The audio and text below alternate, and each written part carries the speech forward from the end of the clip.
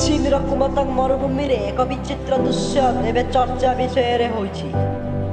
ଏକ viral photo ଏହି ମରୁଭୂମିରେ ବୁଲି ଯାଉଥିବା ପର୍ଯ୍ୟଟକମାନଙ୍କ ମୁଣ୍ଡ କେଶ ଆପେ ଆପେ ଉପରକୁ ଠିଆ ହୋଇ ରହିଥିବାର ଦେଖିବାକୁ ମିଳିଛି। ସତେ ଯେପରି ଆକାଶରୁ କୌଣସି ଭୂତ ସେମାନଙ୍କ ଚୁଟିକୁ ଟାଣି ଧରିଛି।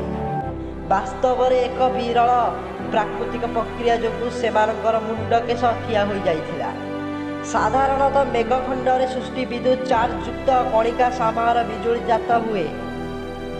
ମେଘଖଣ୍ଡରେ ଭାସି ବୁଲୁଥିବା ଜଳବିନ୍ଦୁ ବରଫ କଣିକା ଗୁଡ଼ିକ ପରସ୍ପର ମଧ୍ୟରେ ଧକ୍କା ଖାଇବା ବିଦ୍ୟୁତ୍ ଚାର୍ଜ ସୃଷ୍ଟି କରିଥାନ୍ତି, ଯାହା ଉଭୟ ଯୁକ୍ତାକ୍ତ ବିଯୁକ୍ତ ହୋଇଥାନ୍ତି। ବିପରୀତ ଧର୍ମୀ ବିଦ୍ୟୁତ୍ର ଚାର୍ଜ ମଧ୍ୟରେ ଉଚ୍ଚ ଶକ୍ତି ସମ୍ପୂର୍ଣ୍ଣ ବିଦ୍ୟୁତ୍ ପ୍ରଭାବିତ ହେଲା, ତାହା ବିଜୁଳି ଆକାରର ପ୍ରକାଶିତ ହୋଇଥାଏ। ବିଜୁଳିଟି ମାରିବା ବେଳେ ମେଘର ବିଦ୍ୟୁତ୍ କ୍ଷେତ୍ର ସୃଷ୍ଟି ହୋଇଥାଏ, ଯାହାଦ୍ୱାରା ମଣିଷର ଚୁଟି ଆକର୍ଷିତ ହୋଇପାରେ। ପାହାଡ଼ ଭଳି ଉଚ୍ଚ ସ୍ଥାନରେ ମେଘ ନିକଟରେ ହୋଇଥିବା ସେଠାରେ ଏକ ପ୍ରାକୃତିକ ପ୍ରକ୍ରିୟା ଦେଖିବାକୁ ମିଳିଥାଏ।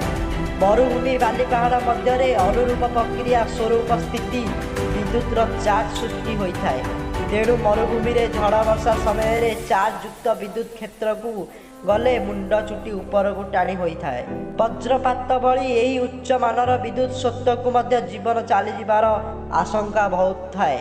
ତେଣୁ ଘଡ଼ଘଡ଼ି ବେଳେ ଯେପରି ବାହାରକୁ ଯିବା ବିପର୍ଯ୍ୟୟ, ଝଡ଼ଝଡ଼ି ବେଳେ ସେପରି ବେଳାଭୂମିରେ ଅଞ୍ଚଳରେ ଆସ ଯାଅ କରିବା ସେପରି ଘାତକ ଭାବରେ ହୋଇଥାଏ।